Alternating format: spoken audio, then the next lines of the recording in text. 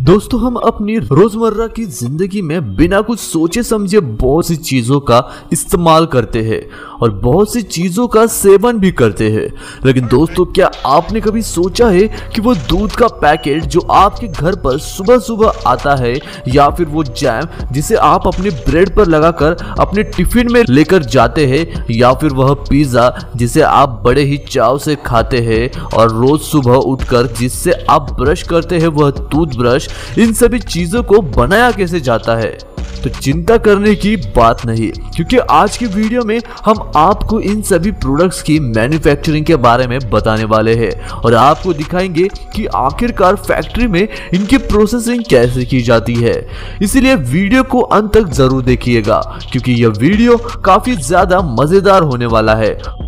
Number 1 पर है किसान जैम।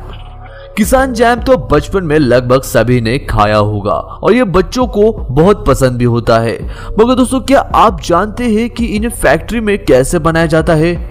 तो आइए आपको बताते हैं कि आखिरकार यह यम्मी जैम फैक्ट्री में कैसे बनता है। जैम बनाने के लिए सबसे इम्पोर्टेंट चीज होती है ताजे ताजे फल, और अलग अलग फ्लेवर्स के लिए अलग अलग तरह के फलों का इस्तेमाल किया जाता है। और इसीलिए सबसे पहले फलों को पेड़ों से तोड़कर उन्हें फैक्ट्री में ले जाया जाता है और उसके बाद वर्कर्स खराब फलों को छांट कर बाहर निकाल देते हैं और सिर्फ ताजे फलों को ही आगे प्रोडक्शन लाइन में भेजा जाता है, जहां पर सबसे पहले एक स्पेशल टाइप के ब्लेंडर के अंदर फलों को डालकर उनका जूस निकाला जाता है और उसके बाद लैब वर्कर्स इनके अंदर की इंप्योरिटी को चेक करते हैं और फिर इन इंप्योरिटीज को निकालने के लिए इन्हें फिल्टर किया जाता है। और फिल्टर करने के बाद जूस को अन्य पदार्थ यानी कि इंग्रेडिएंट्स के साथ मिलाकर उन्हें मिक्स कर लिया जाता है और उसके बाद जैम में मिठास लाने के लिए इस मिक्सचर के अंदर भारी मात्रा में शक्कर मिलाई जाती है और उसके बाद इस मिक्सचर को एक बड़े से बर्नर पर रखकर पका लिया जाता है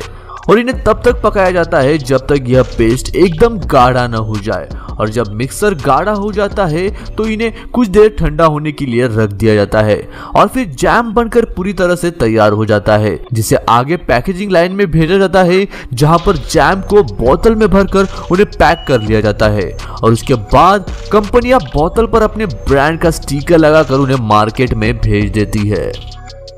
नंबर 2 पर है डाबर रेड टूथपेस्ट।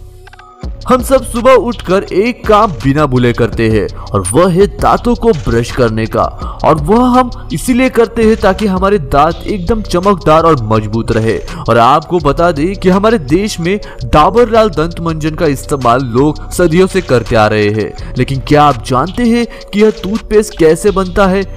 चलिए आपको बताते हैं कि डाबर लाल दंत मंजन को कैसे बनाया जाता है। डाबर टूथपेस्ट हमारे दांतों के लिए ज्यादा असरदार होता है क्योंकि इसमें सभी जड़ी बूटियां मिलाई जाती है, जैसे कि काली मिर्च, पीपली तोमर और जिंजर पाउडर। तो फैक्ट्री में टूथपेस्ट बनाने से पहले इन चारों मटेरियल्स को एक साथ पीस कर इनका पाउडर बनाकर इन्हें गर्म पानी में डाला जाता है और फिर घंटों तक उबालने पर हर्बस पानी में अपना रंग छोड़ देता है। और इस लिक्विड को पेस्ट का रूप देने के लिए एक कंटेनर में कैल्शियम कार्बोनेट और गैरिक पाउडर को मिक्स किया जाता है और फिर टैंक में सोडियम लॉरेल सल्फेट के साथ पहले से तैयार हर्ब्स के लिक्विड को डाला जाता है। आपको बता दें कि सोडियम लॉरेल सल्फेट की वजह से ही हमारे दांतों में ब्रश करते वक्त झाग बनता है।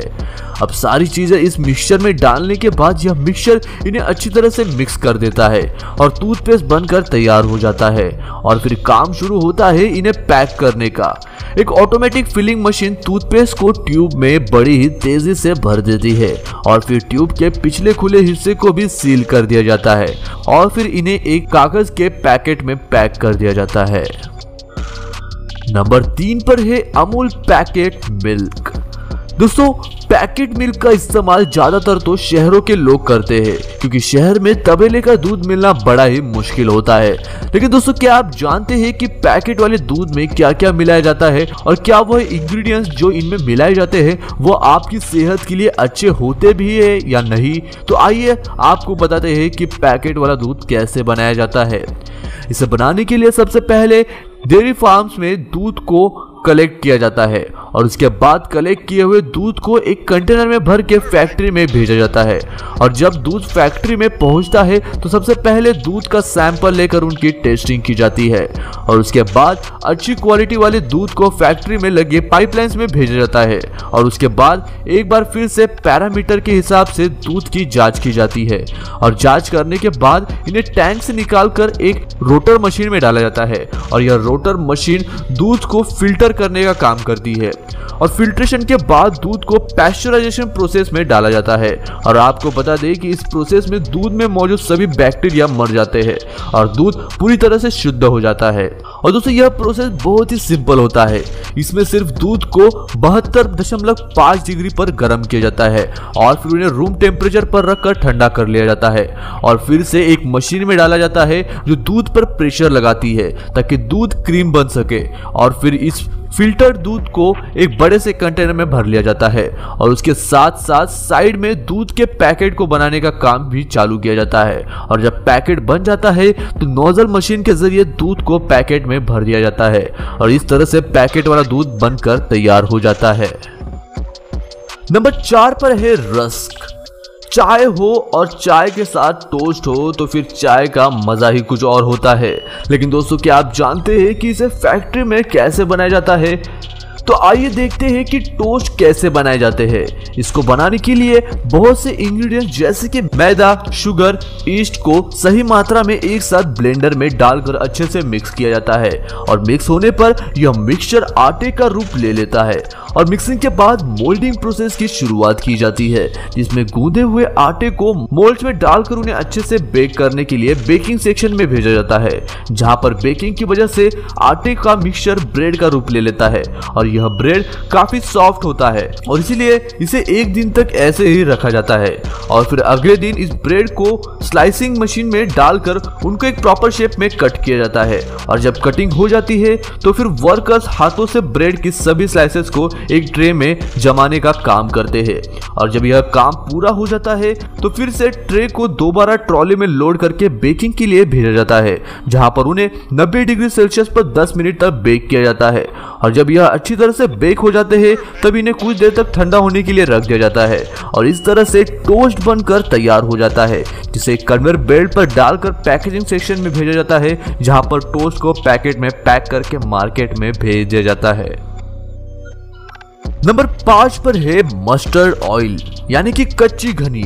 दोस्तों मस्टर्ड ऑयल यानी कि सरसों का तेल, इसको बनाने के लिए सबसे पहले खेतों में उगाई गई सारी सरसों को काट लिया जाता है और फिर एक मशीन के जरिए सरसों के सारे दाने निकाल लिए जाते हैं और फिर सारे सरसों के दानों को एक कन्वेयर बेल्ट के जरिए आगे दूसरी मशीन की तरफ भेजा जाता है और फिर फैक्ट्री में कई सारी चक्कियां लगी होती है जहां दानों को पीसा जाता है और आपको बता दें कि यह चक्की सरसों के दानों को पीसकर इनका सारा तेल निकाल लेती है और उसके बाद तेल में किसी भी तरह की इंप्योरिटी ना हो और तेल एकदम शुद्ध हो, इसीलिए इसे फिल्टर कर लिया जाता है और फिर सारा तेल एक टंकी में डाल दिया जाता है और उसके बाद काम शुरू होता है इनको बोतल में डालकर पैक करने का और इसे मशीन के द्वारा बोतल में भरकर इस पर कंपनी का ब्रांड का स्टिकर लगा दिया जाता है और इस तरह से सरसों का तेल फैक्ट्री में बनकर पूरी तरीके से तैयार हो जाता है। आखिरी नंबर पर है फ्रूटी मेकिंग फैक्ट्री।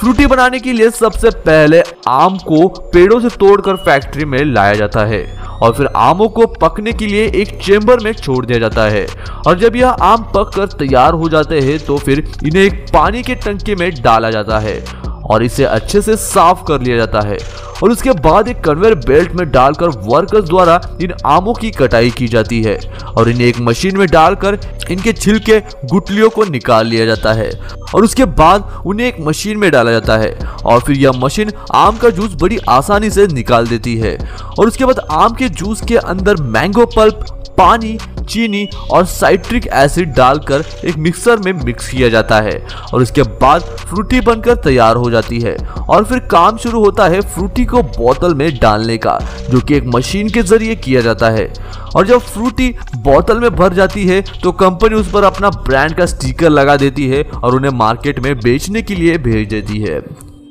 दोस्तों आज के वीडियो में बस इतना ही। अगर वीडियो अच्छा लगा तो वीडियो को लाइक करें और हमारे चैनल को सब्सक्राइब करें। और आपको वीडियो का कौन सा पार्ट सबसे ज्यादा अच्छा लगा ये हमें कमेंट में बताना मत भूलिएगा। मैं मिलता हूँ आपको ऐसी ही और एक इंटरेस्टिंग वीडियो के साथ। तब तक के लिए नमस्कार।